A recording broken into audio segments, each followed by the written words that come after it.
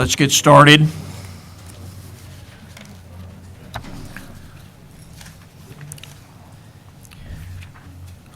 Want to call the Committee of the Whole meeting together, and it is 11:20 a.m. At this time, we'll have a determination of quorum, beginning with Linda. Linda McKenna, present.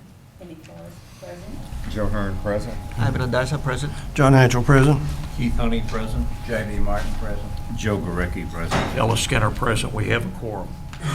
Mr. Chancellor, you have any comments at this time? I will defer till later, sir. Okay, sir. At this time, we'll recess to the committee meetings, and we'll begin with Committee for Student Learning. Linda McKenna, Chair. Thank you, Mr. Chairman. The Committee for Student Learning and Student Development met this morning. I was in attendance. Penny and Joe were in other committee meetings as well. We had our guest this morning. We had Bart, President Wooten, and Dr. Stuckley. We had a good discussion about the 1 minute order that we have, a proposed minute order, and I'll have Dr. Stuckley address the committee. Good morning, everyone. This is a minute order for declaring that 6 of our Diamond Eclipses, the DA-20 flight training aircraft, and the associated spare parts with them, to declare them as surplus property not needed for educational and training purposes. There's some history behind these. When we had originally purchased these planes, and after we got them, we found out there were a couple of issues as far as the students be able to get certain instrument ratings when they're flying, not having the proper equipment that were needed for the advanced courses. And also the other big issue was these were new type planes, and in the summertime with the bubble tops on them, it was like a baked potato when you got in there. It was just not working out. And I feel partly responsible for this because at the time it was the buzz, and everybody was telling me, Elton, this was the way to go.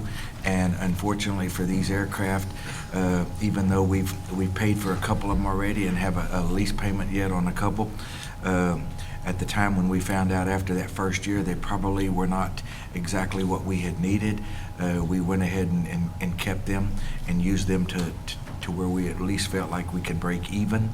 Now that we're ready to sell and go back to the Cessnas. And so the market for selling right now is good. And we feel like, and you'll hear it in the Fiscal Affairs Committee from Jonathan, that there's a plan in place to go ahead and try to sell these, take the lease, the money from those, pay off the leases on the Cessnas, and then look at 4 more as we move forward.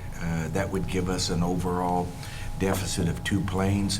But in the meeting this morning, and I was really thrilled to have Vice Chancellor Wooten in there, who can tell you everything there is about flying, and also Associate Vice Chancellor Hutchison was in there, who's also a pilot, that could tell you everything there is to know about flying and the pros and cons. But even though we will be 2 aircraft short, we will have a common fleet that with all of the parts, everything that we do will be consistent as we move forward. You won't have parts for this one and that type.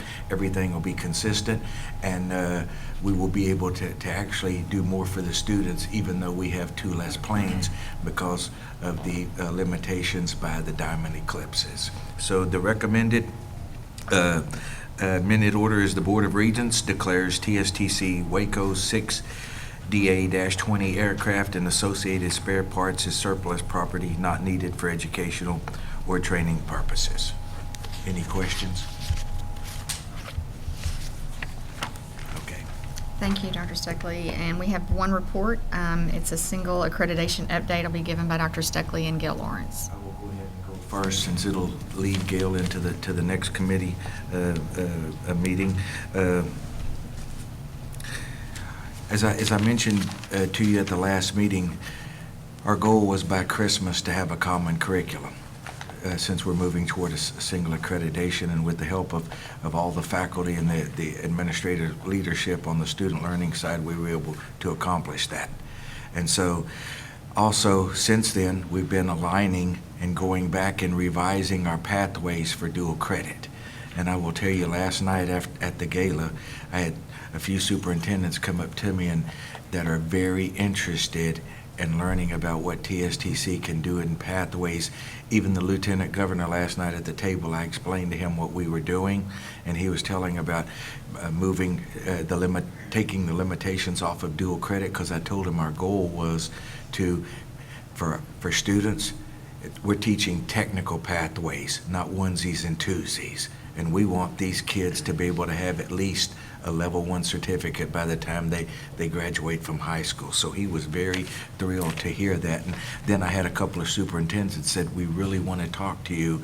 And so we're getting numerous calls from all over about what we're doing in that particular area.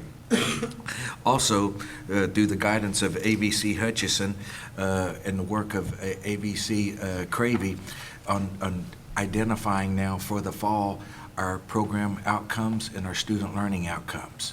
ABC Cravey and her team are working on training the faculty to identify those, because it's a big piece that we need for SACs, and we need to be finished with it by the end of the summer.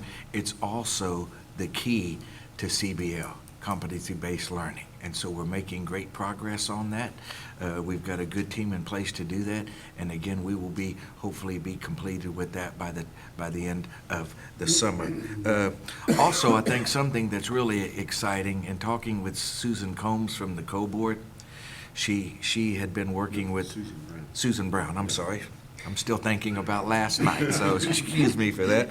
Talking with Susan Brown at the Co-Board, she had a meeting with ABC Cravey, who's our innovation leader, and she said, you know, Irene, I'm really getting pressed by the higher-ups to develop a system to where we can, a reporting system that we can report things without courses. And I took that as a big step, and looking at and monitoring student learning by not looking at time in seat or by courses. It'll be by those learning outcomes. And so over the next few months, we will begin that conversation. She told Irene, she said, we don't know how to do it. We need your help. So I think it'll be sort of like the new funding formula that the chancellor worked with them.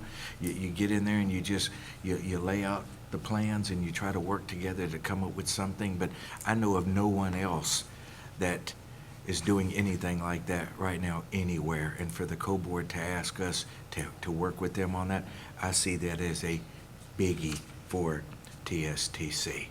Also, before I move on, I know some of you have asked, and I'm sure the Chancellor has told you about the MOU with Navarro College. And I just wanted to say that was signed yesterday by the Chancellor and their President. I just wanted to publicly thank Susan Schaefer, our attorney, and my Chief of Staff, Christy Gobo. We worked this weekend on trying to get the wording correct on that thing. So I know there's a lot of political reasons as to why that thing, there was a time crunch on that, but I wanted to say thank you to them for helping me with that this weekend. So kudos to them.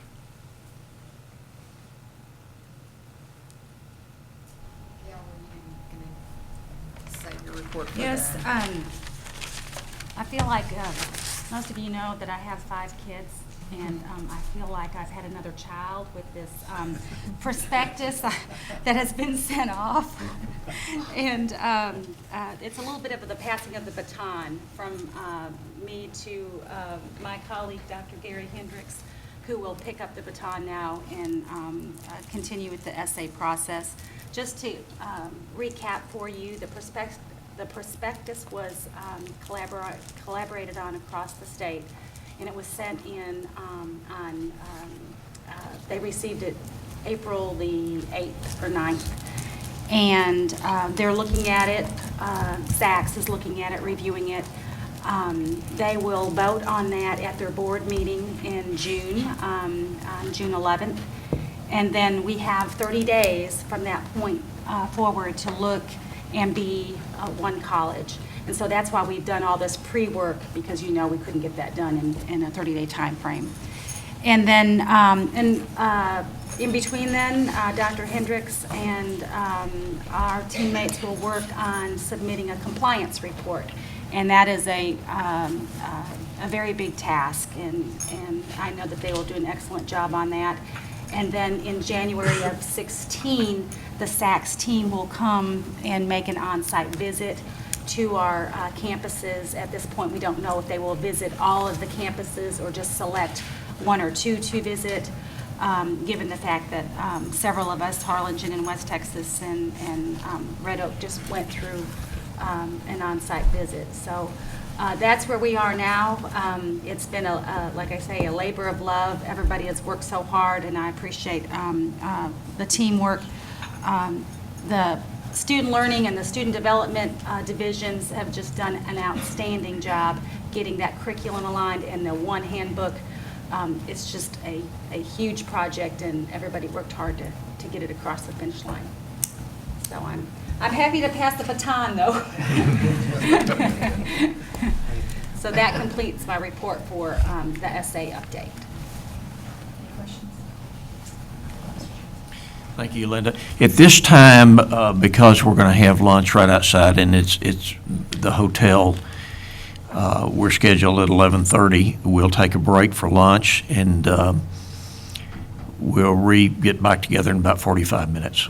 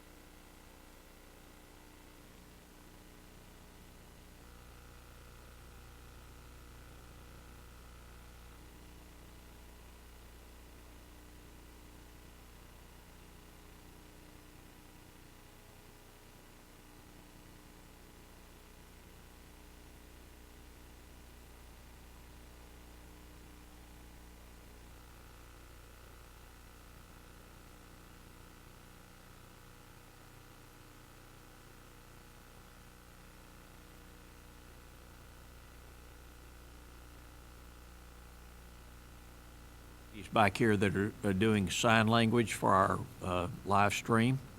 And they've asked if we would please to speak up a little bit so they can hear better and interpret. Okay, we'll start with Committee for Human and Organizational Development, Joe Hearn, Chair. Mr. Chairman, the Committee for Human and Organizational Development met this morning.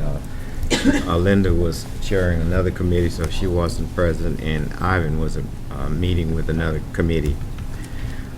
We have basically 1 minute order and a couple of reports. We had a great meeting this morning. We went over the status of the TSTC Safety Committee, and they're doing outstanding work, pulling everything together under the umbrella of the new accreditation system. And she was assisted. I met with Gail Lawrence and Hannah and Tom, and she went over the employee climate survey and updated me on some of the things that that particular outfit is trying to do. So at this point, I'll turn it over to Gail, and she'll fill you in on the rest of it. Thank you, Regent Hearn. Let's address the minute order on the Chancellor Chief Executive Officer search. The reason why we're recommending this is it has to do with the single accreditation As you know, how we're currently structured is all the colleges have presidents, and they're considered the CEOs. And then with the new structure, we needed to reflect the one college, and the chancellor is obviously the CEO. And this policy reflects that new language. It also gives the board some flexibility.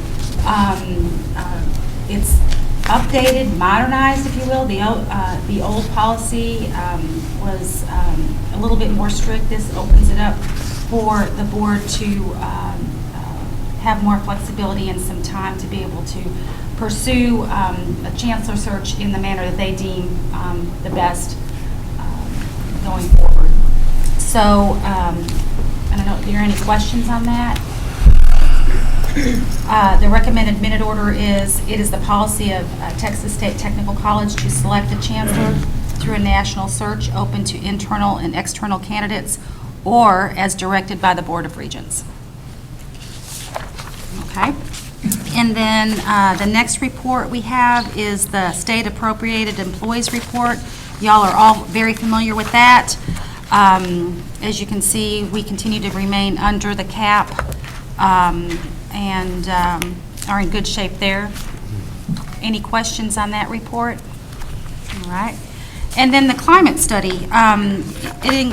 We included that in your packet.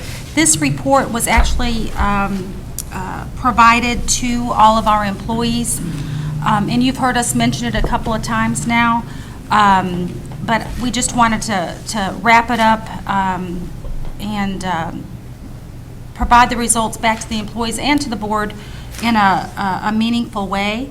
And just to give you a brief overview of the climate survey, compensation and communication were the two biggest concerns that our employees across the state raised. And what we want to do is not just provide or ask for people's opinion. We want to hear back what their thoughts are, but also address what their concerns are going forward. Use that information that they give us to make adjustments so that they understand that their voice is heard. And on the compensation piece of it, administration continues to be committed to looking at that and using our funds in order to bring up our compensation as appropriate. As a reminder, in November of 14, we provided a 2.5% pay raise across the board, which was to the tune of $2.6 million of our budget. We also continue to bring our employees that have been in their position for 5 years up to the midpoint in their pay grade. We're still committed to that, and that is ongoing. We've also established a compensation committee that looks at all of the hiring practices and promotions, and because each college was working a little bit differently, we're aligning all of that and making sure that we're providing more discipline and consistency across the board. So that's another way we're trying to address compensation.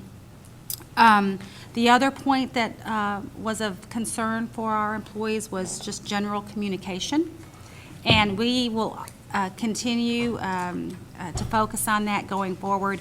I think all companies probably struggle with that. Some of the things that we've done in order to improve our communication is just what we're doing today, the live stream of our Board of Regents meetings, so all of our employees can log in and watch live.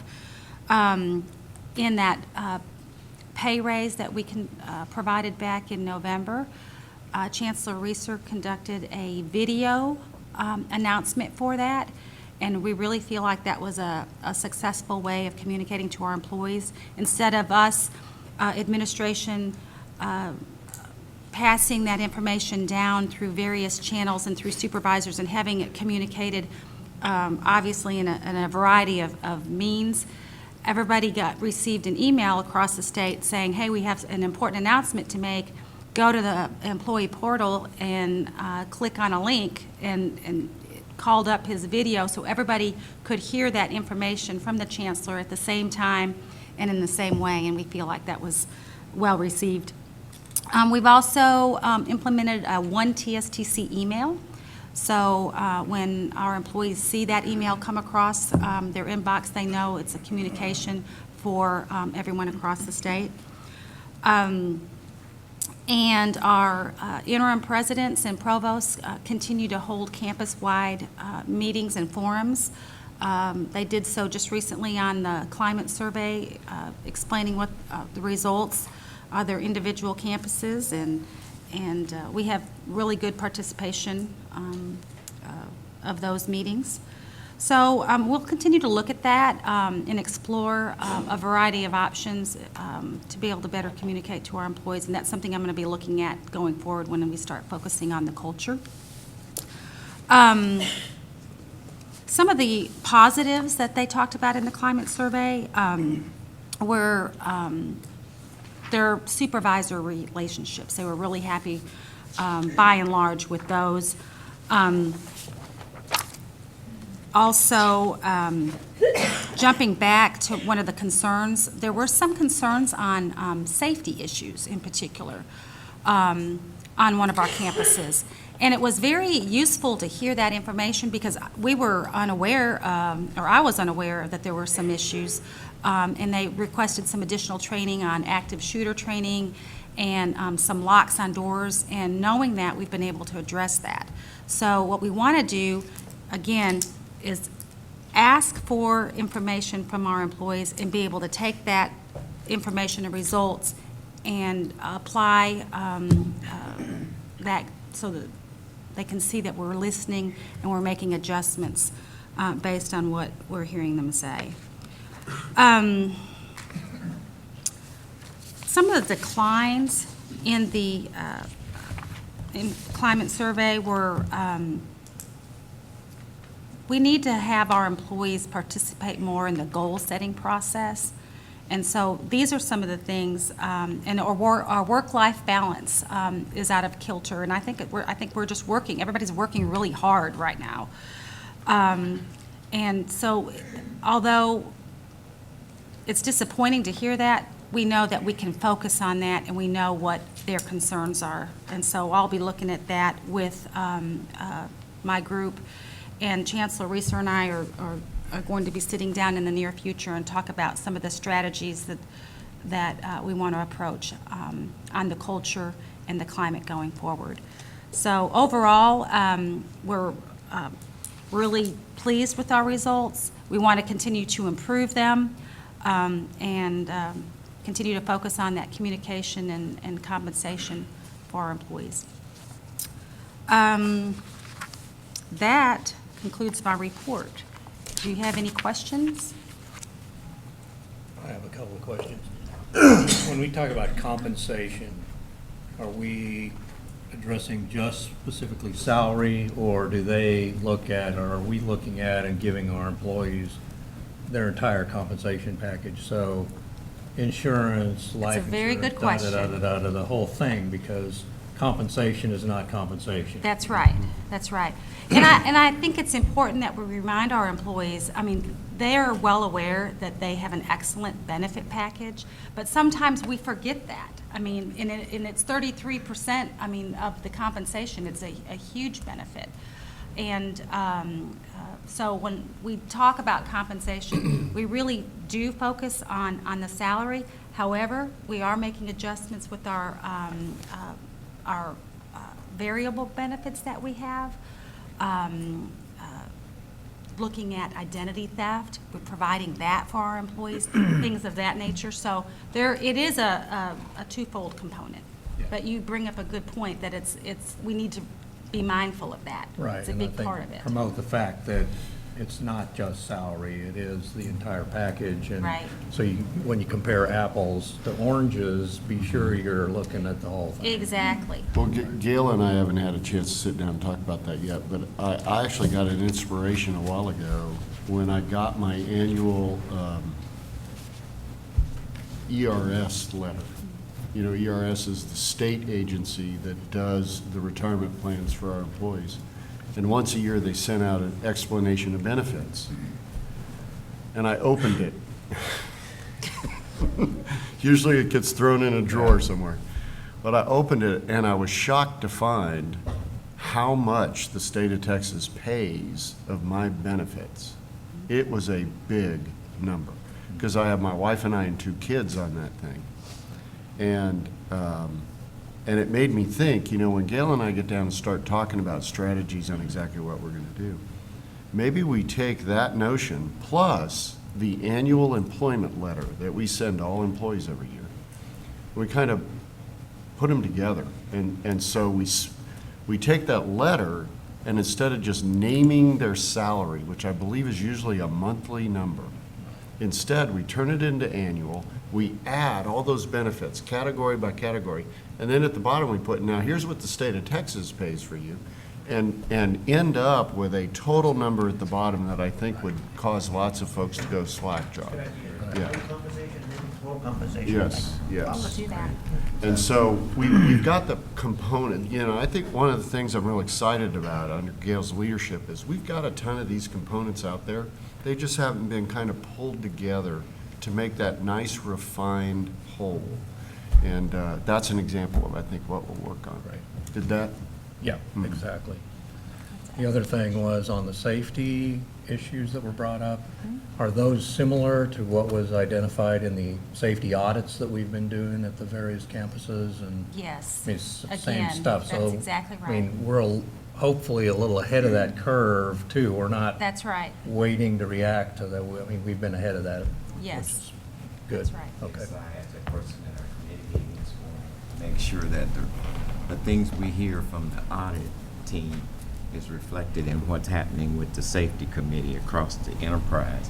That way we can see some results of the things the audit team is finding, and we can see them coming to closure. One other comment, I've been on the board for several years now, and we have worked diligently to make the students, how training students effective. But I appreciate what Gail is doing, because now not only are we making sure the students are successful, we're making sure that TSTC is a great place to work. And I think they go hand in hand.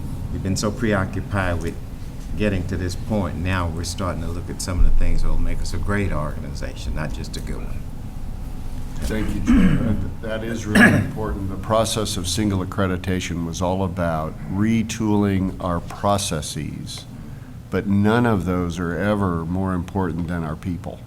And so in the wake of pulling the processes together, our attention is going to turn, which is why Gail's position was created at the uppermost parts of the company, was to demonstrate how important that is to us.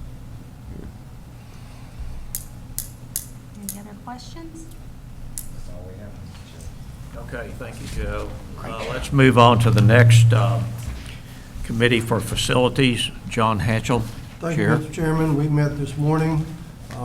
Regent Forrest was present. Regent Honey was tied up over at the Capitol. Literally. But this committee is where the action is right now. We have 5-minute orders, and I'm going to ask Ray Fried to please go over those. Good afternoon. The first minute order, 11-15, is found on page 2 of 25.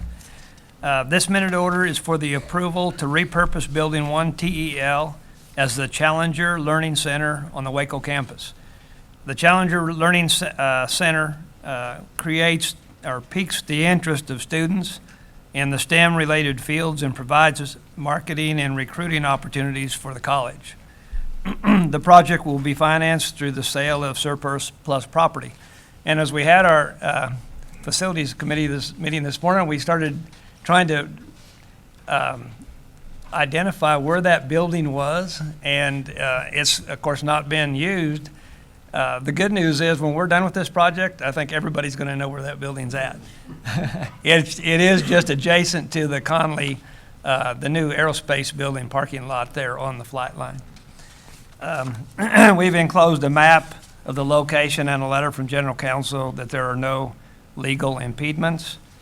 The administration recommends the board approve this minute order as written. Are there any questions? I'd like to add a comment on that. We owe a debt of gratitude to the Harlingen campus for having identified and built a relationship with the Challenger Foundation, the educational foundation that charters, essentially franchises these centers. Not only did they provide the vision of what this could provide to the community, both in marketing and raising the STEM interests of kids, but they owned a relationship strong enough with the center that we could get another one here in Texas, which is, you know, they try to geographically move them out. So kudos go to the Harlingen team for first proving out this concept. And I don't know if you all recall, but the first week they opened and started scheduling school kids, they booked up for, I believe it was a year and a half, Stella? Yeah. In other words, it filled up in the first week. And so there is a constant stream of school buses coming on to the Harlingen campus and armies of kids piling out and then leaving with the notion that TSTC is one of the coolest places I've ever been, and when I grow up, I want to be a scientist. So it's pretty cool. Thank you. The next minute order is found on page 7. Minute order 12-15 is for the acceptance of the 11-1 hangar renovation. As we heard from the Chancellor last night, L3 is a great partner, and this is demonstrated again by their contribution to fund a portion of this project. L3 will occupy the hangar on May 4th. The hangar will also be used to support the Thunderbirds during the preparation and the air show on June 6th and 7th. TSTC administration requests the Board of Regents approve minute order 12-15 as written. Are there any questions? Okay, next minute order is page 9. Minute order 13-15. This minute order is to accept the first donation of land from the Henderson Wessendorf Foundation and is the first of several minute orders to expand the Fort Bend campus that you'll see today. There are a lot of moving parts on this project to be approved. The private foundation will deed the land to TSTC. TSTC will lease the land to the TSTC Foundation. The TSTC Foundation will design and construct building number 1, the Industrial Technology Center, to TSTC standards. TSTC will lease the facility from the TSTC Foundation for educational purposes to be opened in fall of 2016. The second donation of land to TSTC from the Henderson Wessendorf Foundation will occur January of 2016. Jonathan has assembled a competent team to deal with all the details of this to make sure that we get everything done correctly. As we heard from the governor last night, the support of the local foundations, the community, and our TSTC Foundation has been unparalleled. It's always our goal as a facilities committee to give the Board of Regents information prior to the sending of the information for the meeting. Due to the complexity of this project, it was necessary to send the board material prior to the appraisal being completed.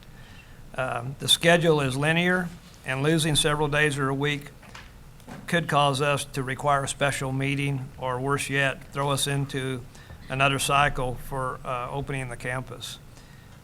If you'll turn to page 10, the appraisal is complete. Those of you that are working online have the updated information. Others that are working off of a paper copy also. The value of that first proposed land is $4,025,000. The net acreage actually turned out to be a little less than the 42 at about 39 acres. We've attached the site plan of the proposed land donation. The address of building number 1 is 26702 Southwest Freeway. And those people that are in that area tell us we could not have bought a better address. Everybody knows where Southwest Freeway is, so that was very fortunate for us. We've got a map of the location of the tracts of land, and this was an earlier survey that shows the 42 acres on the south end. That'll be the first donation, and just remember this when we go through the other minute order, the 37 acres is on the north end of this property.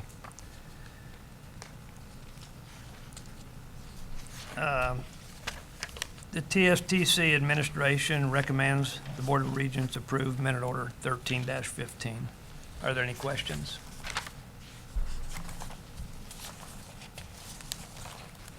I just like to add, I know you just mentioned a while ago that you've heard people say that's the best piece of property you could have purchased.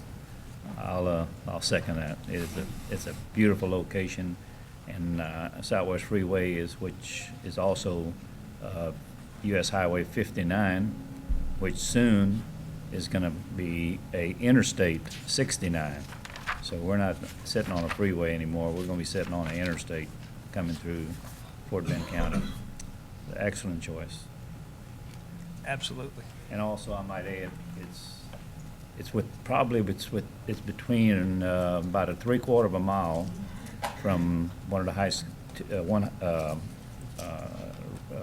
Terry High School, and then our flagship high school, which is Lamar High School, maybe at the most a mile from this location. So it'll be really easy for students to communicate or to travel from one facility to the other. Very good choice. I failed to mention one other thing. We do have a letter from council there that recommended the donation. The next minute order is found on page 15, it's minute order 14-15. This requests the authorization to accept approximately 37 acres of land, the second donation, and this would happen in January of 2016. The appraised value of this land, if you turn the page, was $3,872,000. We've attached a letter of general counsel also on this project that recommends the acceptance. The TSTC administration requests approval of minute order 14-15. Are there any questions?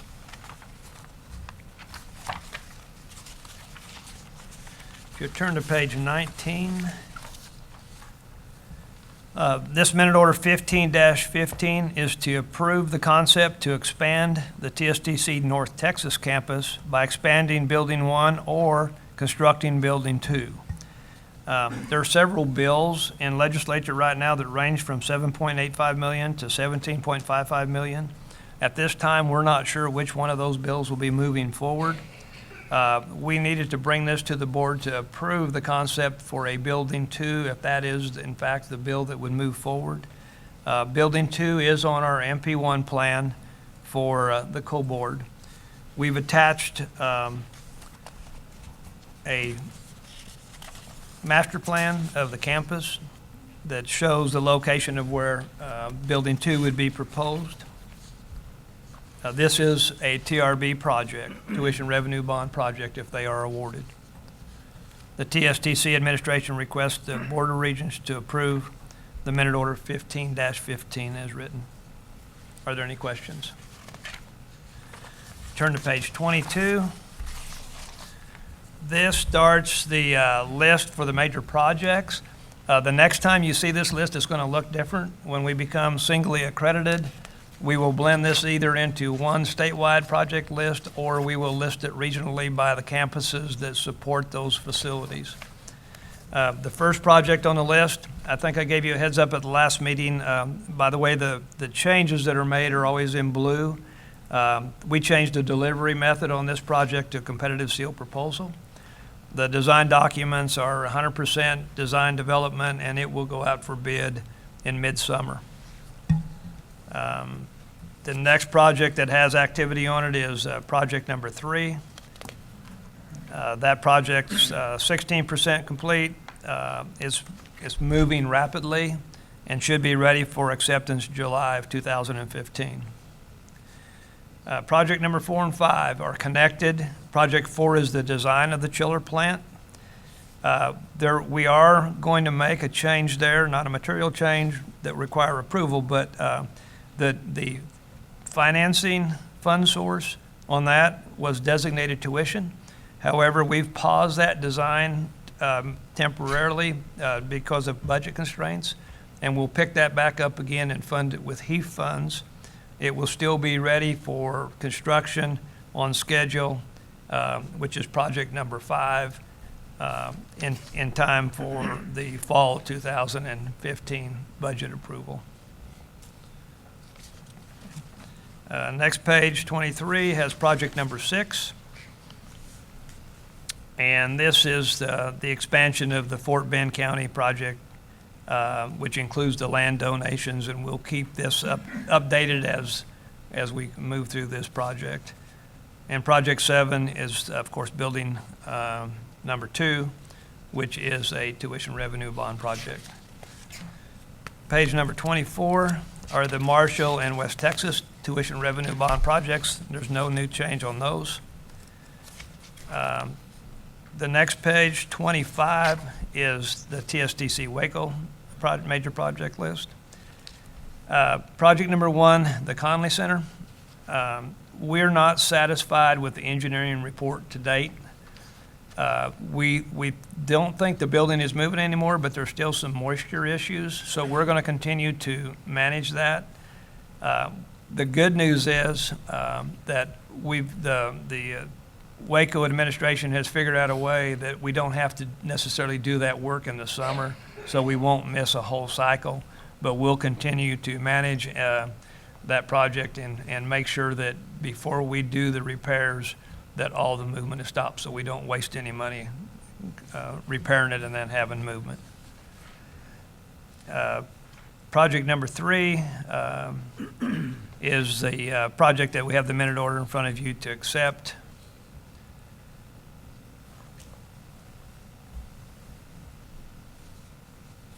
And project number 7 is the new project that is before you to approve. Are there any questions? Right, let me ask you, back on the Conley building, Yes, sir. what do the engineers say about that moisture? Are you referring to where that water's coming up? Right. I don't have the boring logs with me, but when they placed several wells, and almost all of them but one are reacting exactly as they thought they would. Right. The one, we may not have pumped it aggressively enough. So we've changed our plan on how we're going to pump that. We'll pump it consistently. We were pumping them once a week or so, and then we just didn't draw it down like we expected it to draw down. The good news is they aren't detecting any more movement in the building, but they still aren't ready to sign off and say, we think it's as perfect as we wanted it to be. So will we always be pumping it? We haven't, that's a good question. I don't know that we've decided that. That is a possibility to go ahead and put in a well there and pump it continuously. We could have a fountain.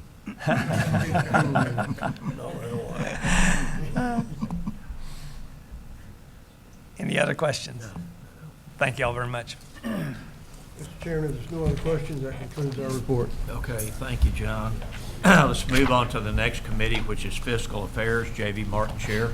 Committee for Fiscal Affairs met this morning. Regent Ivan Andarza, Chairman Alice Skinner, and I were in attendance. Regent Linda McKinnon was chairing another committee, and we met with Jonathan and other staff members, and we have 3 consent minute orders and 3 reports for Jonathan to present. Jonathan? Good afternoon. The gentleman before me stole my thunder. The 3-minute orders I have are complementary to minute orders presented in previous committees. The first minute order is 16-15C. It's related to the sale of 6 Diamond DA-20 flight training aircraft and the associated spare parts. We want to sell all that we can there. Again, I concur with Dr. Stuckley. This is one of those projects that will enhance the educational experience of our students and it has the potential to increase our revenues, and I like when those two things converge. I think Dr. Stuckley covered it well. The sale of 6 aircraft and replacement of 2 will actually have the effect of optimizing our aircraft fleet, and we will see an increased utilization and thus a higher level of revenues, and even beyond that, a higher level of margins associated with that flight training program. We are required to designate those as surplus property before we take those to market, and as Dr. Stuckley mentioned, we do believe it's a good time to take them to market. So we ask for your approval to sell those aircraft. My second minute order is minute order 17-15C. It's on page 4. This relates to our Fort Bend project. This is just an amazing project, and it's also increased. It is quite complex. We've got a number of wonderful organizations that we're working with to make this happen, and it's just a testimony to the support for TSDC right now. This first minute order relates to the lease of approximately 42 acres in Fort Bend County to the TSDC Foundation for a term of up to 80 years. This is that first track that's on the frontage road. And this is required, since TSDC will own the property, we're required to lease it to the foundation so that they can build and construct the facility. There are 2 tracts of land.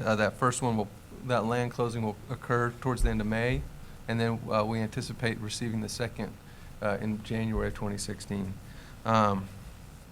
So the foundation, again, will finance the project, develop the site, and own the building, and that will sort of parlay to the next minute order, which is the lease back from the foundation to TSDC, the actual facility, and that's minute order 18-15C. It's the operating lease for approximately 100,000 square foot technical education facility, related parking, and other ancillary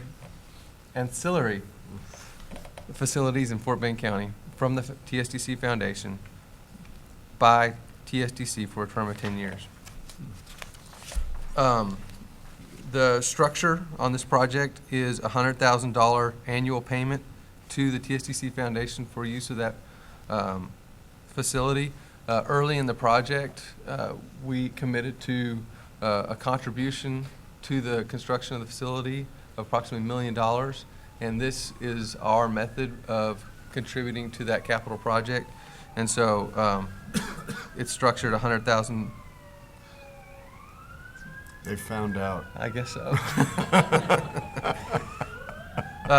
$100,000 a year for the next 10 years. So that's $1 a square foot per year. I think that's pretty good lease space in Fort Bend County is what I understand. It's well short of the amount needed for the debt coverage for the $25 million loan. And I think it's important to point out the 2 foundations down there are providing the financing. They're providing the cash donation to cover the debt service for that facility. I wanted to be sure. And they're also guaranteeing the bank notes, right? They're guaranteeing the bank note. And so this is the kind of financing this CFO likes to recommend to our board. Again, it's the operating lease for the 100,000 square foot technical education facility. We are finalizing the actual operating lease agreement. It will most likely contain the 42 acres that are leased to the foundation. Well, they'll be leasing that land back as well, because if TRBs are approved, we'd like to build a second building next to it. On both of these lease minute orders, we've attached the related letter from General Counsel. They have recommended that we move forward with this document. And that ends the actions that are submitted to the committee. I'd be glad to take any questions associated with those. There are 3 reports in the board package. The first starts on page 14. 14 and 15 are both related to the same information. It's our comparison of budget to expenditures and encumbrances If you look at the far right column on page 15, you can see that the funds remaining for the rest of the fiscal year sit at about 46%, with about 42% of the year remaining. We are, as we've stated throughout the meeting, we are consolidating many of our functions, including our financial analysis and budgeting function. We're gaining more and more insights into how we can manage our funds most efficiently and do what we've committed, focus more on education, less on administration.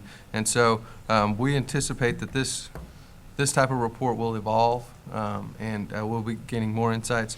We are working with leadership in terms of looking at what funds have we anticipated spending over the rest of the year.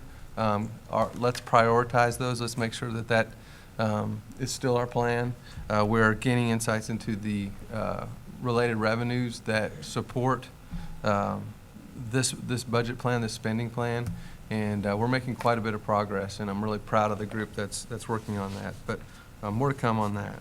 Is there any questions about the budget report? Page 16 is our quarterly investments report. Actually, it's pages 16, 17, and 18, which lists the investments for the college. You can see that the weighted average interest rate for the statewide college is 0.6%, staggering rate. But we do benchmark that against the 3-year Treasury bond yield of 1%, and we manage that very closely. That's as good as we're going to get, I think, these days. But 0.6%. And finally, the last report is our pledged collateral report on page 19. Our collateral, we have no collateral issues at the close of the month of February, and pleased to report that. And that concludes my report. The complaints report for the fiscal committee. Okay, thank you, JV.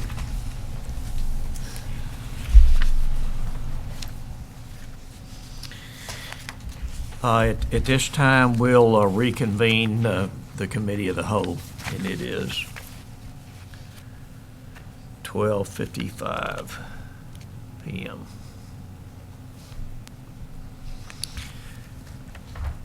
I have no comments. We passed around, I think, the minutes of the Regents Executive Committee of March 25th. So, Ms. Chancellor, you have any comments at this time? I do. If you'll allow me to stand. I have just a handful of topics to talk about, and then I'm, for the sake of the streaming, I have to use this microphone. I have a handful of topics to talk about. There'll be quick updates. Because they are discrete elements, I'm doing it without a PowerPoint, but I am going to toss to Michael Bettersworth here in a bit, and he's going to do a PowerPoint.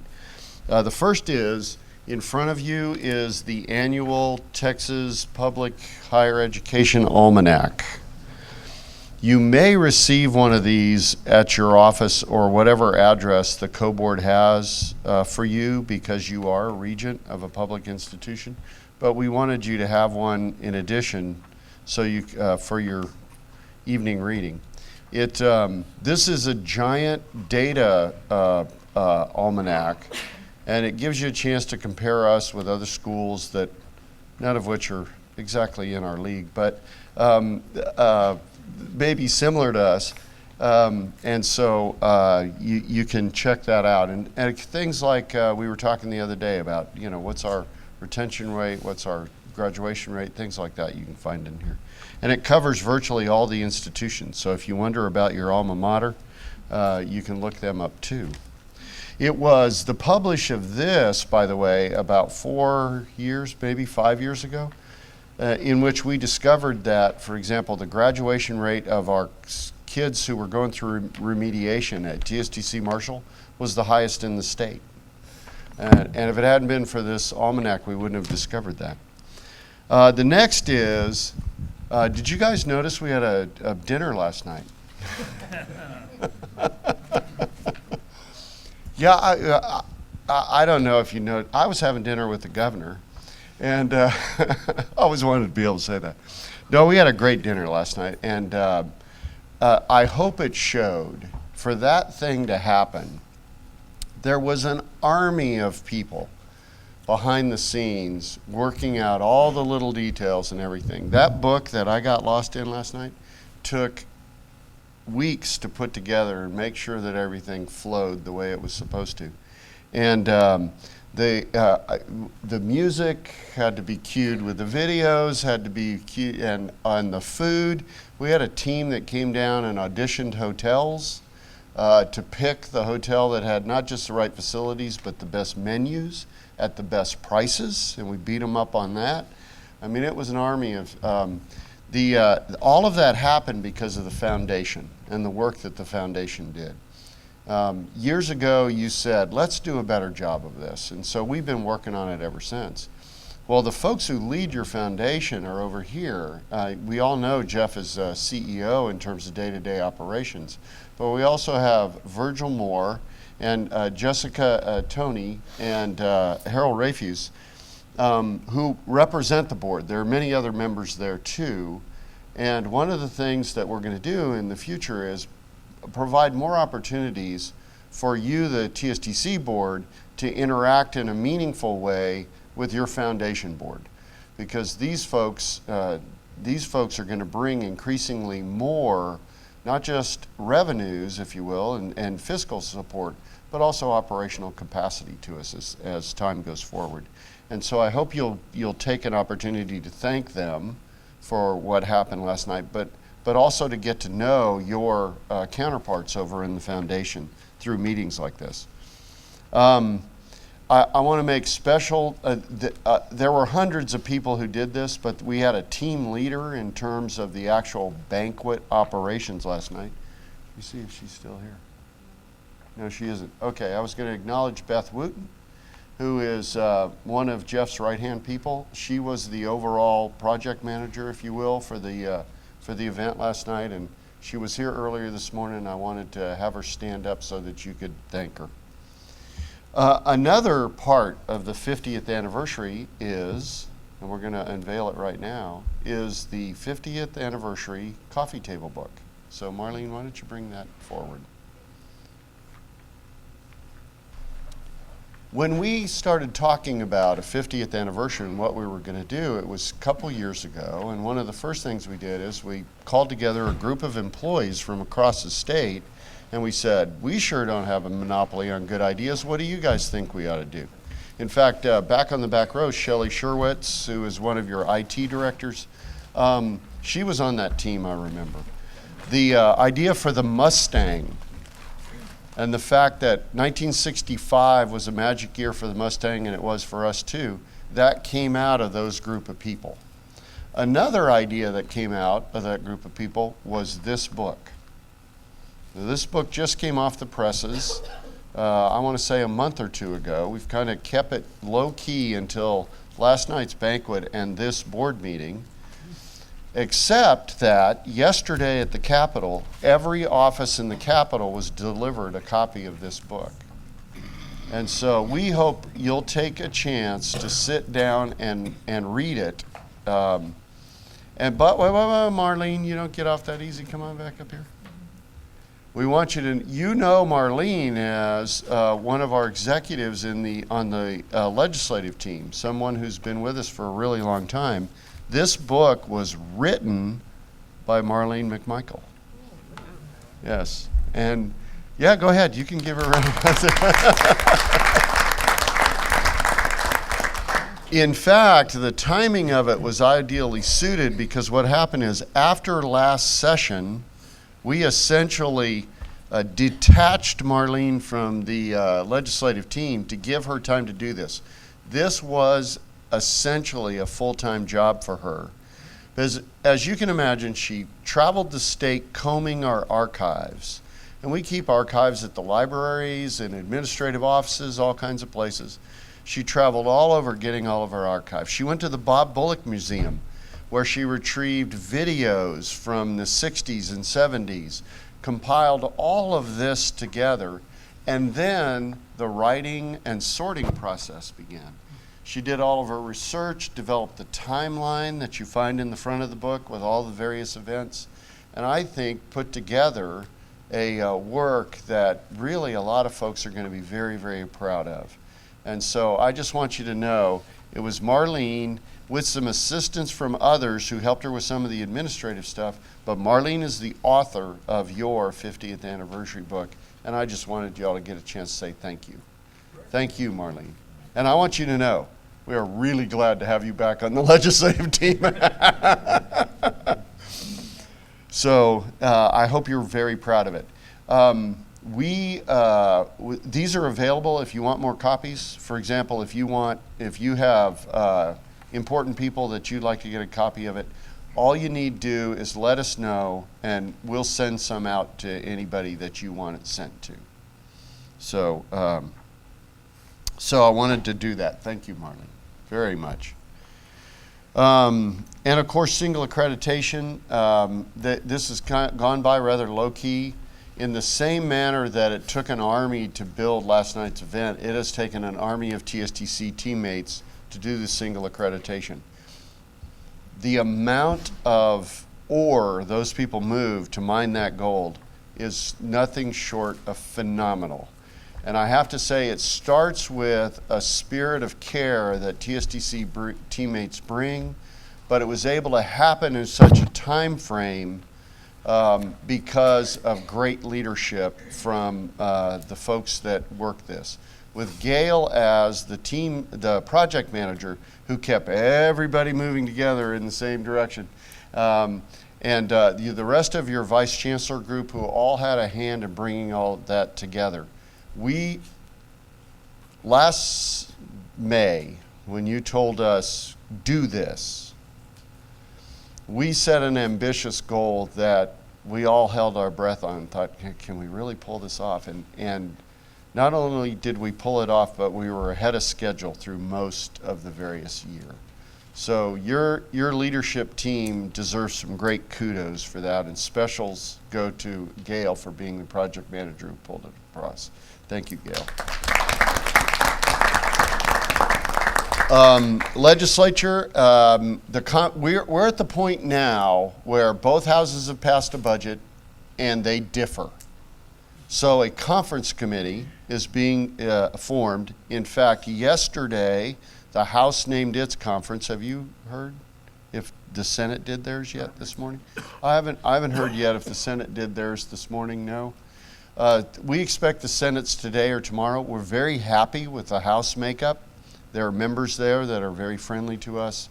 And the way this works is the conference committee is 10 people who will sit behind closed doors in sessions that no one can see, and they will reconcile those two budgets.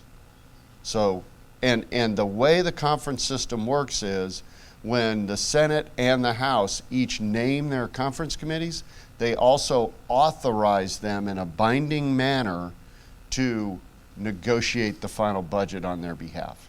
And so when this committee gets up with their unified vision, then we've got our budget. And so we're happy with that. We'll see on the Senate. I will tell you, generally speaking, the House did better than the Senate did, but the Senate is a bit stingier this time around. It's a bit more fiscally conservative than it was before. We'll see how the reconciliations go, but we would generally call this session a good one. Not a great one, but a good one. And so in the real estate section, a closed section, I will tell you more about some of our real estate deals that are a natural result of the legislative process. Let's see. Okay, I covered all my topics. Now what I'd like to do is toss to Michael Bettersworth. You can come on up, Michael, and get ready. We've told you about the Center for Employability Outcomes, C4EO.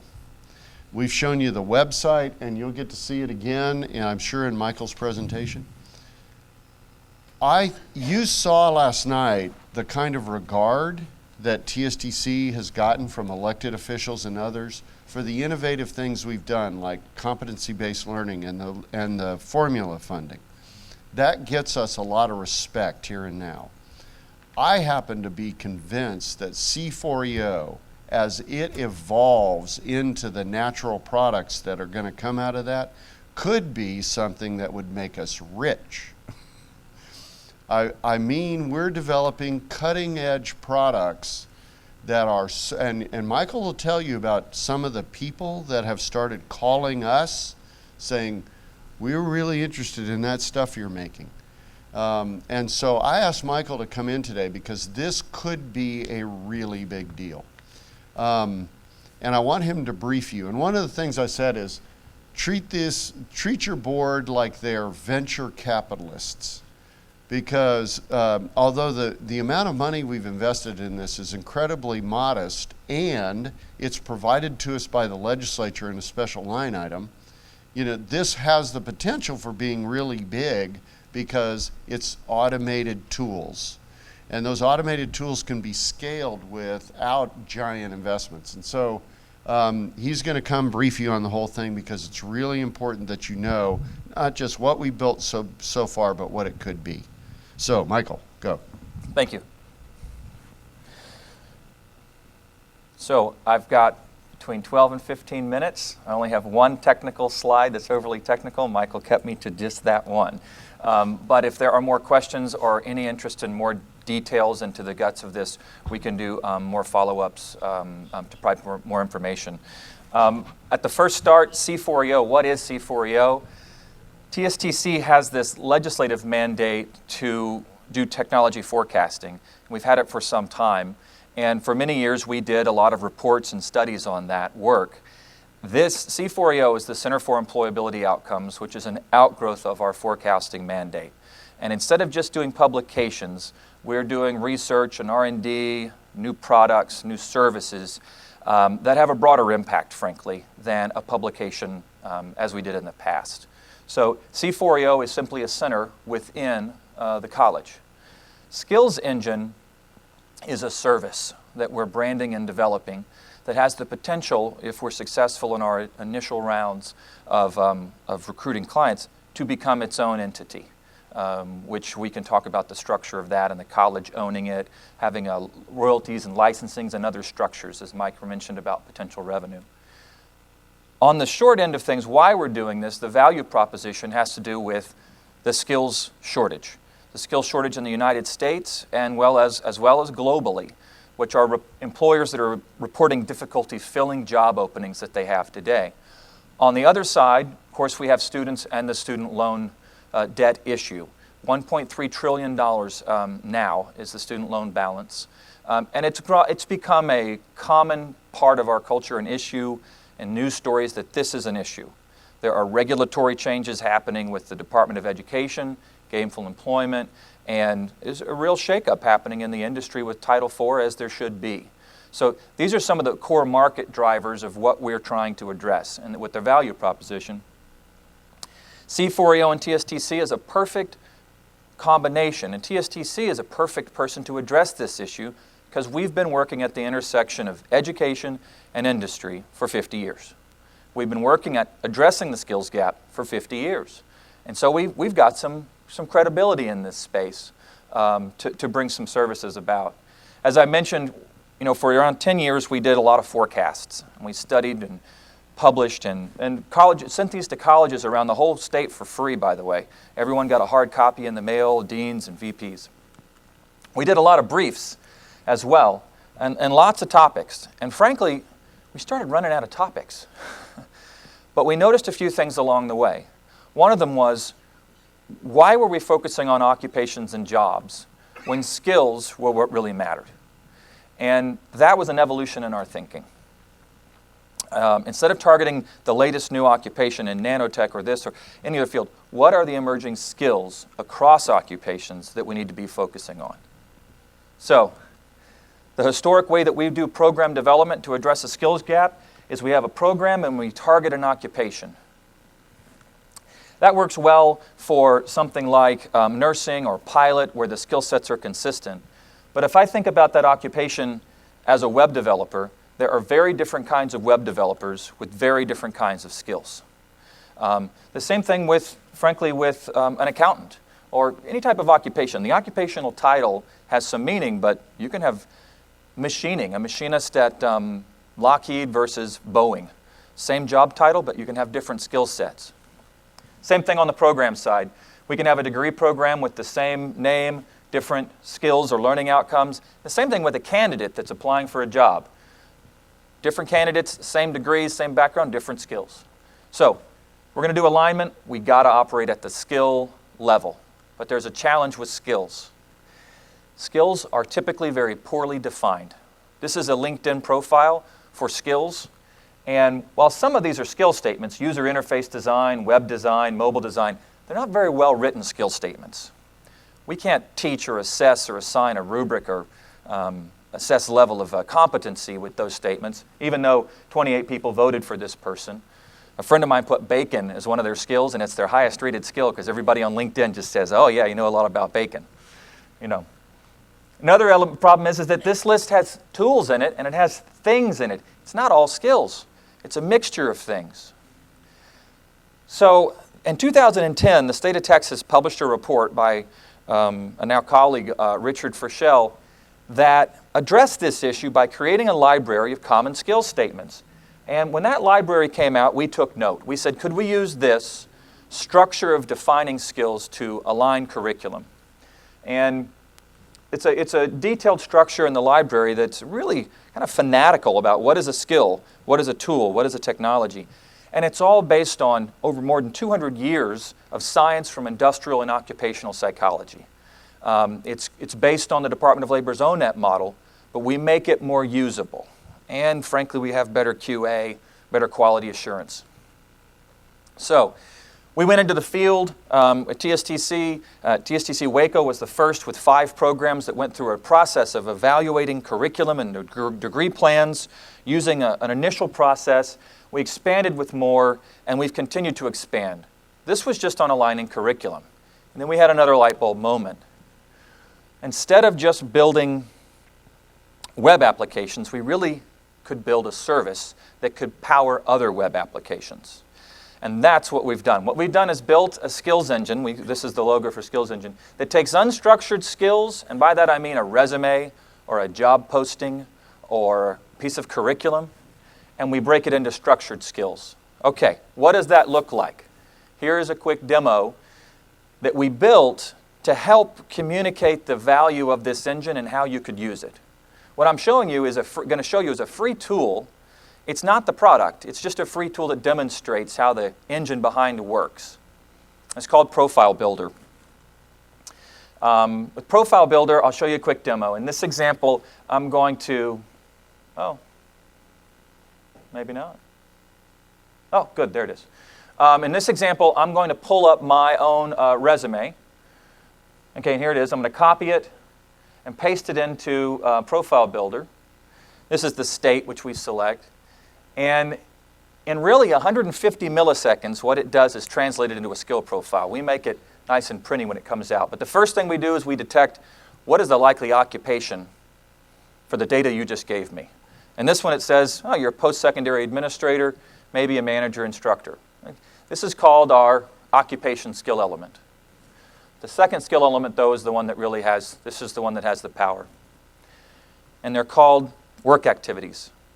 These are my top-level work activities, guiding, directing, and motivating subordinates, or thinking creatively, things like that. I'll go to a detailed view here. And so my top related skill is participating in meetings and organizational meetings. Hello. The second top skill, making presentations to an internal or external audiences. Hello. So it's pretty good. It has send email way over here, which should be way over here, given how much email we send. But the point is that we've taken a unstructured text and we've said, here are a lot of detailed skill statements, which if you're writing a resume as an employer, you can use these skill statements to write a better resume. A better job posting. If you're writing your own resume, we can say, are these skill statements you've included in your resume? Or if you're writing curriculum, are these learning outcomes that you've incorporated into your curriculum? It's data decision support around skills. And we're at multiple levels of detail. I'll show you one more example. This next one is on soft skills. Soft skills are often just talked about as critical thinking. We hear that one tossed around a lot. we've actually quantified soft skills across any input data or across occupations. In this example, we show integrity, critical thinking, professionalism, and leadership. These aren't the skills that I necessarily possess, although I hope my peers would say that I do. These are the skills that are important in the work that I do to be successful at them. All right? So this is what would this be useful for? Well, if you're doing an interview for somebody, or progression planning, or professional development, or you know what soft skills are most important for that job that you're hiring, you as the hiring manager can be more aware about asking and assessing those questions rather than do you just like the person. It's a little bit more mindfulness to it. Similarly, for teaching, we can teach soft skills more consciously, assess for soft skills more consciously. We assess and teach soft skills in technical labs throughout the college every day. You go to the machining program at any location, and there's the rack with all the tools. And you take the tool out, do the thing that you're doing, and put the tool back. Attention to detail, right?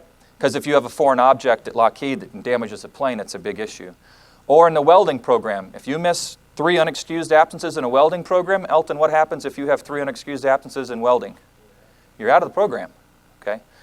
That's a soft skill, showing accountability, things of that nature. So some of this breaks down some of these barriers that the only way that you learn soft skills is in just a purely academic setting. And it's not the case at all. You learn soft skills all the time in a technical setting in a lab. Last element, knowledge, skills, and abilities. These are things that have been around for a long time. What's unique is that we actually quantify them. Knowledge, skills, and abilities. Let me show you one more quick example here. In this example, I'm going to grab an actual job posting from SpaceX. And so I'm going to grab a posting for SpaceX it's a recruiting position. And here it is. So it's a PDF of the job posting. I'm going to copy the whole PDF and just paste it into this tool. Now, why paste? The engine is something that would be integrated into other software platforms. We're working with different partners where the engine is inside of their software. We're not selling an end customer product. We're selling an engine that powers HR platforms or curriculum development tools across different verticals. So it's an engine. So anyway, these are very different skill sets. Evaluate individual capacities and differences in traditional. Oops, that was too fast for me. Advise department managers in personnel matters, etc. Lots of competencies and skills that come up. This soft skill patina, if you will, is very different from the previous one. And then the knowledge, skills, and abilities, administrative and management, personnel, human resources, all very different than the previous one. Back to soft skills for just a moment. Again, we've quantified soft skills. This is the soft skill profile for a CEO. And it's difficult to read from the back, but I'll say this says leadership, oral communication, decision-making, critical thinking, written communication. Makes sense. Very well-rounded skill set for a CEO, decision-making and leadership being at the top of that. Let's look at a different occupation's soft skills. This one is a carpenter. Attention to detail. Measure twice, cut once. 1 trip to Home Depot, not 5. Okay, you've heard me say that before. And then this last one I'll show is a nutritionalist or a dietitian. Oral communication is the most important skill. It wasn't immediately obvious to me that a dietitian, you would think something about nutrition or science, but oral communication, why? Because you're counseling people. So if you're a dietitian or nutritionalist and you don't have good public speaking skills, or you haven't dealt with how to deal with conflict, or you're a counselor. So we're hoping that this kind of input, from an individual perspective, the applications are very broad, and from an employer, from an educator, we can teach and assess and be more overt about soft skills. It's as critical as the hard skills. Head of HR Boeing, you hear me quote him a lot. He says, I hire for hard skills, I fire for soft skills. So we're basically trying to increase mindfulness about both of those areas, hard and soft. So we take unstructured skills, we break it into these different skill elements. We built an application that demonstrates that, but really it's built to plug into other applications. And what we're doing now are taking free trial applications from lots of different groups. I'll tell you that we are getting calls from people that are really advanced in this space.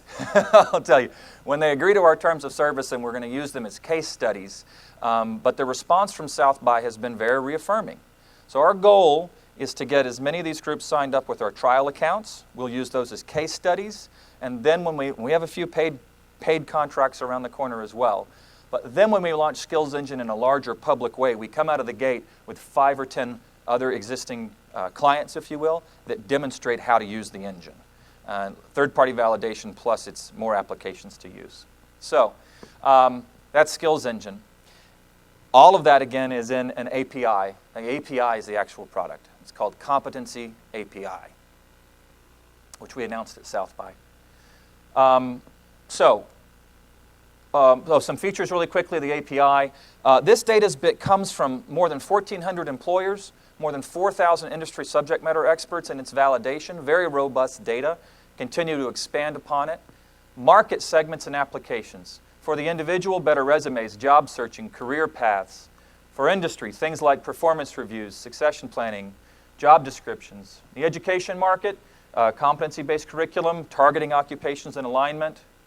And then for the public sector, things like career exploration, regional skills gaps. One of the groups we're working with is another state, much like Texas, where people that are on unemployment or things like that go and put their resumes up, and employers put their job postings up, and they're integrating Skills Engine to help do better matching and alignment and write better resumes. It's going to be a great example as one of our first users. And then there's a lot of cross-pollination across these applications that we're expanding into.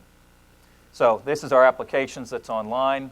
And again, that is Skills Engine and the work ahead. Thank you very much.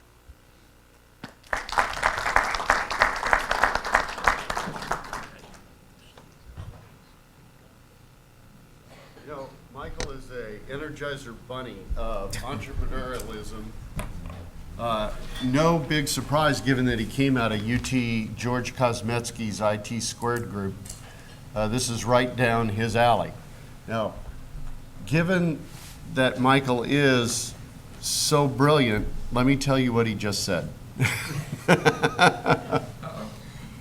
We have built in-house an engine that allows us to take unorganized attempts at describing skill sets or jobs needs, run it through the engine, and make it a very orderly and consistent description. The metaphor of the engine was picked on purpose. Imagine this. We have built a new internal combustion engine that can sip fuel and create amazing amounts of power. And what we're going to do with it from a product development standpoint is we're not going to imagine all the 10,000 things that you could put an engine in. We're going to license the engine to the people who can imagine and employ all this and take a nickel out of every one of their dollars instead of investing 100 million of ours to develop all the various possibilities. That's what he just said. Thank you. And and he's being real coy right now because he doesn't want to talk on a live stream about some of the possibilities. But we have, for example, web companies with a global presence calling us up. We've already licensed this to several states, not Texas. And so the interest that we have that is growing quickly through just a little bit of public exposure at national events like South by EDU have caused just enough. In fact, yesterday he was in DC showing this to the Department of Education. So it has a huge potential. And we wanted the last thing we ever wanted was for this to suddenly go whoop, and you guys not know that exactly what's going on. So that's why I invited Michael here today. Thanks a million. And we really, having a guy like this, the kind of entrepreneurial drive that he has, is really, really lucky for a college, particularly one that's not a research university. We're very fortunate. So thank you, Michael. Thank you. And so I yield back the floor. Thank you. Thank you. Mike, at this time, we will adjourn the committee of the whole, and it is 1:30 p.m.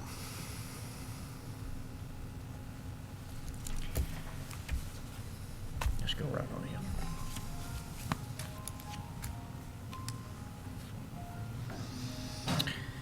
We'll begin our Regents meeting. Who is that? No bluebell, please. And I'll ask Jonathan to give our invocation.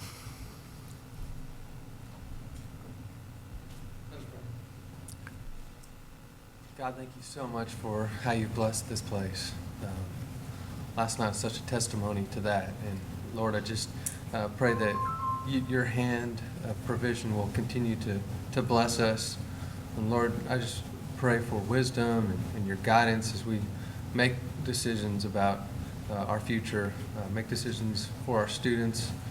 And Lord, just again, thank you for your faithfulness and in all the many ways you take care of us. It's in Jesus' name that I pray. Amen. Amen. Thank you, Jonathan. At this time, the meeting of the Texas State Technical College Board of Regents is called to order this Thursday, January 12th, 2015 at 1:31 p.m. We will designate a quorum, beginning with Penny. Penny Forrest, present. Joe Hearn, present. Ivan Adasa, present. John Hatchell, present. J.B. Martin, present. Joe Gurecki, present. Ella Skinner, present. We have a quorum. Jeff Kilgore, I think you have some guests introduced. I'd like to first introduce Mr. Burton Moore, Chairman of the TSTC Foundation, wonderful friend of TSTC, otherwise known as Mr. TSTC Breckenridge. And I'm going to ask Virgil if he'd like to introduce the rest of the board members that are here with us today, and also those that were here last night and supported but had to go back to their jobs or raising money. Right. Yeah, Chairman Skinner and Regents, it is a pleasure to be here today, and we're looking forward to working with you continuously and even more so in the future on projects. I'd like to make a couple of remarks, particularly I know all of you are as excited as I am about the results of last night's 50th anniversary celebration. I think this was a huge step forward for TSTC in getting the state recognition and the state support that all of us preach about every day. And wasn't it fantastic to hear that story coming from the governor and the lieutenant governor?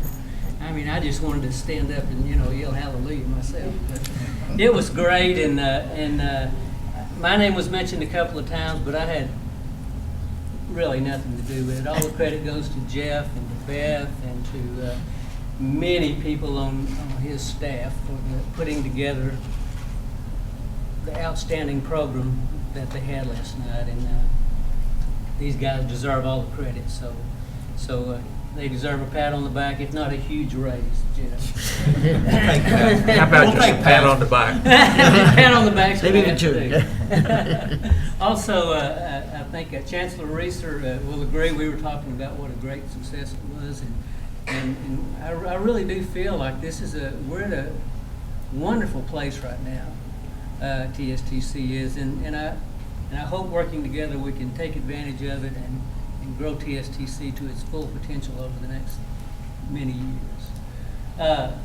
Do have now we're down to 2 others from our board. We did have 3, but Dr. Harold Rayfuse from Waco was here. Also Jessica Tony, and our representative from the Regents, Penny Forrest, has served with us and very familiar, and we appreciate having her. Also, I wanted to mention some other folks that were on the board, all of whom were here last night but were unable to come to this meeting today. Frank Espinoza is a representative we have from Harlingen. Curtis Cleveland, a lot of you may know from Waco, has served as past president of our foundation. Our newest member, Ryan Lindsay, was here for a while.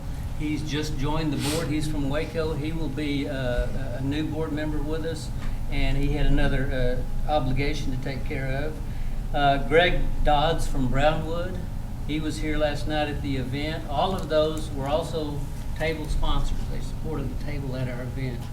Also, at this time, before I quit, I would like to, all of you probably heard that we lost one of our TSTC Foundation Board members, Brian Green from Abilene.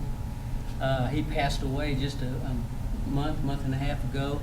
He was a tremendous supporter of TSTC, particularly the culinary program, and he will be missed by all, so I wanted to mention him.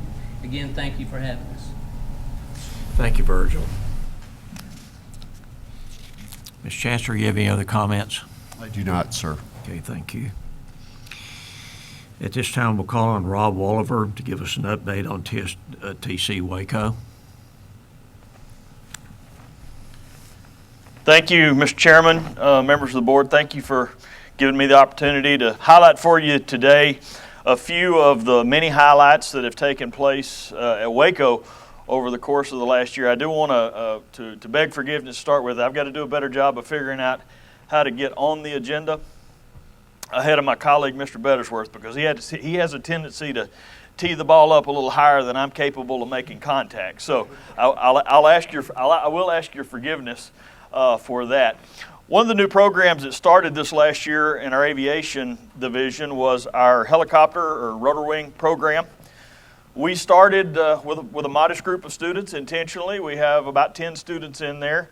2/3 of those students are veterans, and this is a program that's going to be, we think, particularly of interest to veterans. The students now are in their second term, which is more of the instrument rated portion of the program, and I say that like I know what I'm talking about. I don't. I will tell you, I had the opportunity to take my first flight in helicopter as part of a fundraising effort that we did for the college on behalf of a local charity. And Train White, who's our chief pilot, he said, "You ever been in a helicopter before?" And I said, "No, this is my first ride." He says, "Okay, well, I'll take it easy on you." I said, "I appreciate that." I said, "I would like to ask you though, what exactly is the glide ratio on here?" And he said, and I said, "Oh, okay." Don't make this my last trip. And so anyway, that I speak about that like I know what I'm talking about, but I don't. But it's an exciting new program that we have in aviation. We expect that we will see our first graduates in August of 2016 in that program. Another new program that we started in 2009 was our electrical power line technician program, our lineman training program.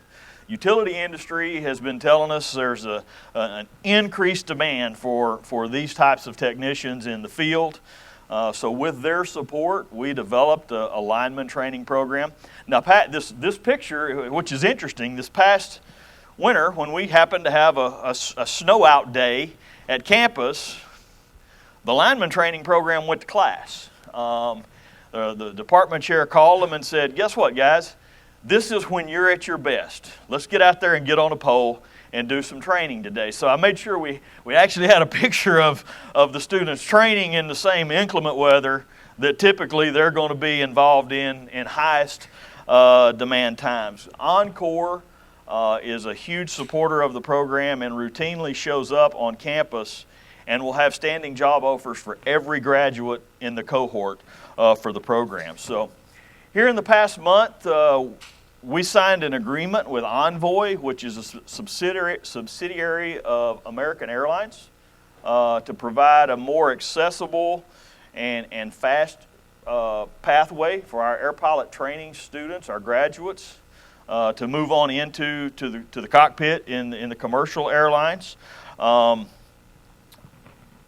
The Department of Labor will show that over the course, especially in Texas, and those of you, we've got some colleagues in here, pilots, know this as well, that by 2020, just in Texas alone, we're going to see a 23% increase in demand for pilots. So we see this as a real beneficial tool both to our graduates in terms of additional access to high-paying jobs in the aviation field, as well as us being a front runner in meeting those demands for the industry to do that. Last year when I had the opportunity to do this presentation, I talked to you about one of the programs that we were planning to start, and that was to stand up a full-service Veterans Support Center. I'm proud to tell you today that has happened. We've got that fully staffed at this point, In addition to staffing, well, we've identified a location on campus, built that facility out for them. They're currently serving 422 veterans through those services. We anticipate that growth to be above 500 this next fall that we'll be serving through that center. In the actual location, they've got both some individual private counseling rooms, studying rooms. We've got, they don't like you to call it the hangout space, but that's kind of what we've created, is a space for those students to hang out together and to kind of to network together. And that transition from active duty to civilian life, a lot of that success is dependent sometimes on their own interaction and support network. So we've tried to create an environment for them to build that support network. The lady who we've hired as the director of that program, Miss Yukway Robinson, we call her Q. Q is a active duty veteran, Marine, injured in combat. She is also a licensed professional counselor. So we feel very blessed to find that unique blend of talent that, frankly, we were looking for to work with our veteran students. So I'm glad to give you an update on what I told you was coming last year, that we've actually completed that and are starting our first year of that service to students. A new project that we're excited about, the Chancellor's been involved with as well, is called Project Link. Project Link is an initiative the City of Waco, Chamber, City, County, multiple agencies have developed a collective impact process by which it's called Prosper Waco, to create a focused effort to address the poverty, the health care, and the financial stability needs of the citizens of Greater Waco, and Greater Waco. Project Link is the first action item activity of that effort of Prosper Waco, with the intention of creating a network for students. We're using 2 pilot schools in the local area, of creating a network while those students are in schools to have coaches and mentors that are focused on nothing more than career guidance, counseling, and success. We're calling them coaches because that's what they're going to be doing. And to focus on the middle 60% that those schools identify as being those that need the most critical intensive assistance through the process. The young lady you see on the screen's name's Lucy Price. We hired Lucy as the coordinator of that project. Lucy has been with us for several years as a success coach in our retention center. What's really exciting about this project is one of the schools that's in the project is La Vega ISD. And Lucy is a product of La Vega ISD. Lucy, she has a very compelling story she will tell you. Her background is such, she was 20 years ago the student at La Vega ISD that this project is intended to touch. So we're excited that she was interested in this and has accepted the responsibilities of leading that effort. We'll be able over the course, this is a brand new project. We've just got all the team members onboarded last week. We'll be doing orientation next week and on fast track. So hopefully this time next year we'll be able to provide you at least some preliminary results on what impact we're seeing on increasing the number of those students from La Vega ISD and University High School who are the 2 pilot schools, and those students going to matriculate either to MCC or TSTC. This is a joint project between all the educational institutions in Waco to do that. MCC is a significant partner in this project as TSTC is. Another project that we have going on is the S3 project, or the Scaling and Sustaining Success in Math. I had the opportunity, quite honestly, I wasn't familiar enough with what the S3 project was, and I had the opportunity 2 weeks to go over and spend an afternoon in the class with the 3 faculty members that are involved with this project, and glad that was time well spent for me. I was glad I did that because I told them, and quite honestly, if 30 years ago when I was in school, if we would have had this sort of project, I might could have been successful in college algebra my first try. I wasn't, and if we'd had this sort of effort, I might have been able to do that. It is a creative way where they're taking students in intermediate math courses, would be a developmental ed course, and a college algebra, college ready course, and have developed a hybrid course that involves both of those. So you've got students who are college ready, college algebra, intermediate math, developmental ed in the same class, working together in a collaborative effort with peer tutors and team teachers, an academic math teacher and a developmental ed math teacher working hand in hand in the same class. What I think is really remarkable about this is more than what I get from Dr. Sigler and his team is that more often than not, when the lab part of class starts, many times it's the developmental ed intermediate math students who are actually peer counseling the college-ready algebra students. And then you throw in there the student who's already completed this and is in the electronics program and can make the students understand, now this is why you need to know this, because this is how you're going to use this next semester. So we've got 3 semesters of success with this. That's exciting data. We need to build a few more cohorts to have some solid data. But I'm excited about the success that this project and that these 3 individuals, Dr. Sigler and his team, have put together to address the need to improve success rates of students in math. We hosted our annual Industry Career Day, one of the best that we've ever had. I think Dr. Stuckley or the Chancellor One may have mentioned that last night. We had over 100 companies attend, seeking our talent, the students that we're producing. There were a total of 680 students who participated in Industry Career Day, actively seeking employment. 29 companies served as corporate sponsors of the event for us. I asked Edgar the other day, he said, well, I don't really want to quantify it for you in a number, but I can tell you there were a lot of students that left that day with job offers before they walked out of the building. So exciting work that Edgar and the Career Services team is doing in Waco to serve those students.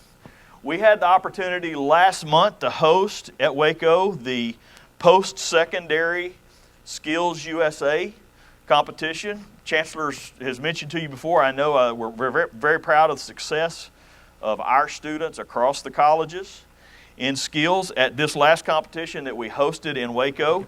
The total of the colleges took home 85 of the gold, silver, and bronze medals from across the TSDC colleges, 85 of those. Waco accounted for 59 of those 85, so I'll brag a little bit there. I'm going to brag on all of us, but I'll brag a little bit more on Waco just because y'all have afforded me that opportunity today. We'll be sending all of those students this summer to Louisville, Kentucky, to the national competition. So that's a very exciting time for them and a way for us to show off talents amongst our colleagues, both at 2-year and 4-year institutions. We continue to be the leader among all institutions in terms of Skills USA and those competitions and those winners. Last night we had the opportunity to hear Mr. Friend, our former student, who is one of many of the outstanding students and graduates that we have across the 11 colleges. Yesterday, I think Chairman Skinner and Regent McKenna had the opportunity to visit with another one of those at the Ice Cream Social. Richard Matthews recently was awarded the Gist-White Scholar from Phi Theta Kappa. There were 15 students across the United States awarded with this scholarship. There were 1,700 applications. Richard is an excellent student. He's a veteran. He's a volunteer. He's a student ambassador. He's a Board of Regents honor graduate working on his second credential. Plans to use the money from this Phi Theta scholarship to continue his bachelor's degree when he graduates again in here a couple of weeks at the May ceremony. So, Richard, Mr. Friend, these are just highlights of a couple of the outstanding students that we get to see day in and day out. But I wanted to be sure that we highlighted Richard's success as well. The organization that Richard participates in, our Phi Theta Kappa, has excelled as well over the last couple of years. The Phi Theta Kappa chapter at Waco has been named as a Texas top chapter, which means they're one of the top 15 chapters in the state of Texas to receive that recognition. They went from a level 1 star rating 2 years ago to a level 5 star rating among the Phi Theta Kappa chapters nationwide. That's significant effort and improvement. They've received an award for their Honors in Action project, which was a completion project, as well as the National Complete College Campaign, which is an effort to have students at two-year institutions make a written commitment to complete their degree.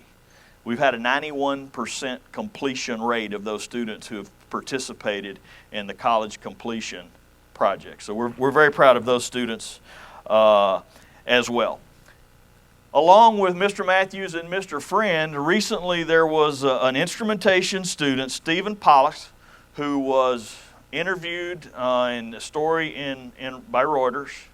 And we learned this week, I think Tuesday, Mr. Chancellor, when we were in our AMC meeting, that story was picked up by Time Magazine, Money Magazine, I believe.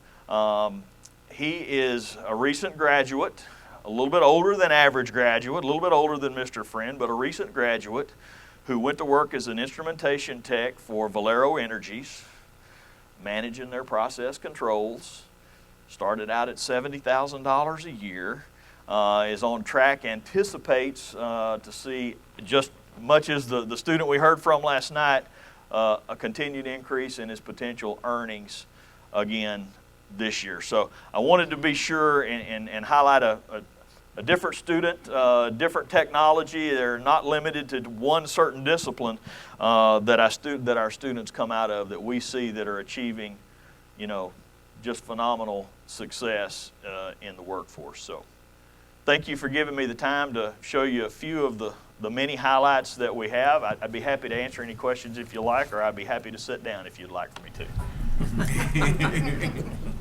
Thank you, Ron. Thank you all very much.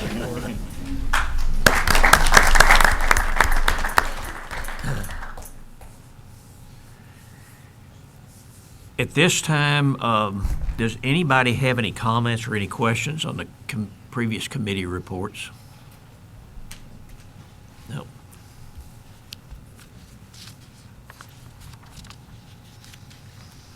Chair will entertain a motion to adopt the agenda. J.V. Martin. Second. Second by Penny Forrest. Any discussion? All in favor? Aye. Motion carries. The chair will entertain approval of the minutes of February 12th, 2015. I'll move approval. Joe Gurecki. Keith Honey, second. Any discussion? All in favor? Aye. Motion carries. Approval of executive committee minutes of March 25th, 2015. Hear a motion? So moved. Penny Forrest, second. Joe Hearn. Any discussion? All in favor? Aye. Motion carries. At this time, the chair will entertain a motion to approve the consent agenda. So moved. John Hatchell, second. Second. Ivan, second. Any discussion? All in favor? Aye. Motion carries. Is there any unfinished business? Is there any new business?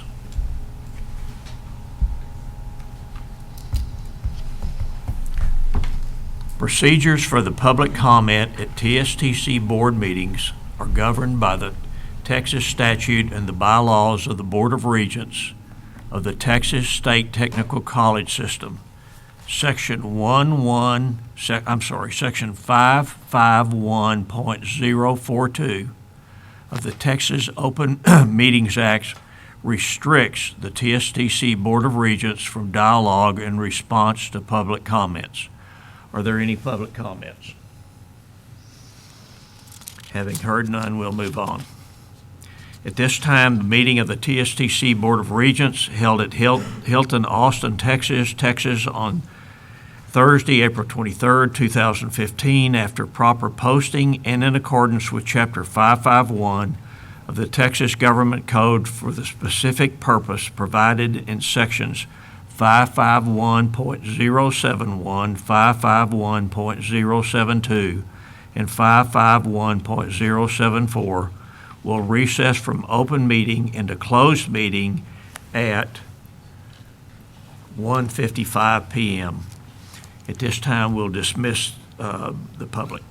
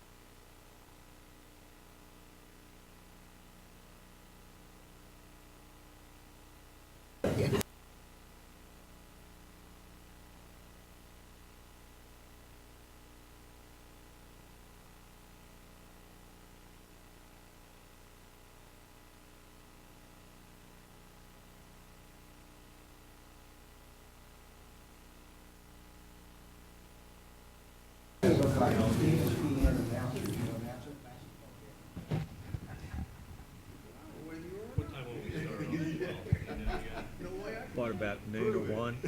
Yeah, we can start with one.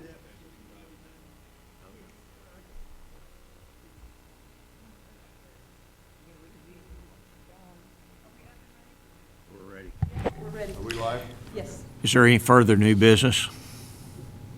If not, the meeting of the Texas State Technical College Board of Regents is adjourned. The next Board of Regents meeting is scheduled for August 12th, 13th in Waco.